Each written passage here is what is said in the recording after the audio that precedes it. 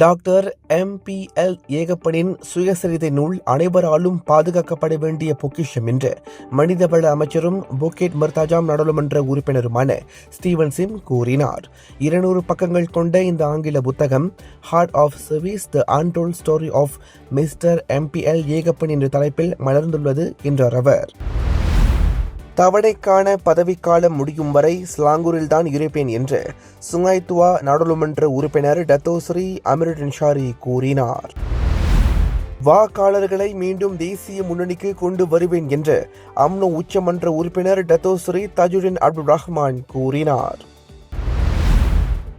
தேசிய கூட்டணியிலிருந்து விலகுவதாக சபா முற்போக்கு கட்சி என்று அறிவித்தது. அக்கட்சியின் தலைவர் யோங் தெக் லீ இதனை அறிவித்தார். இன்று புயல் உருவாவதால் தமிழ்நாட்டிற்கு 2 நாட்கள் ஆரஞ்சு அலர்ட் விடுக்கப்பட்டுள்ளது. தெற்கு அந்தமான் கடல் அதனை ஒட்டிய பகுதிகளின் மேலே ஒரு வளிமண்டல கீழடுக்கு சுழற்சி நிலவுகிறது.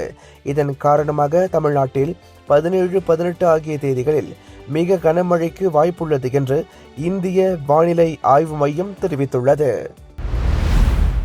ஒரே நாடு ஒரே தேர்தல் மசோதா இந்திய மக்களவையில் நாளை அறிமுகம் செய்யப்பட உள்ளது. தென்கொரிய அதிபர் யூன் சக் யோல் பதவியிலிருந்து நீக்குவதற்கு ஆதரவாக அந்நாட்டு நாடாளுமன்றத்தில் இன்று வாக்களிக்கப்பட்டது.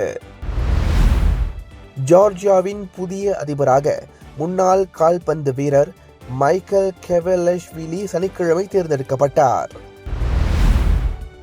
மேங்கோ நிறுவனத்தின் உரிமையாளர் திரு ஐசக் ஆண்டிக் மலையேறும்போது தவறி விழுந்ததால் காலமானார். அவருக்கு வயது 71.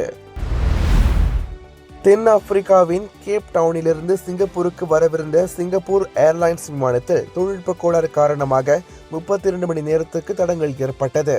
இது போன்ற மேலும் பல செய்திகளுக்கு நம்பிக்கையோடு தொடர்ந்து இணைந்திருங்கள். வணக்கம்.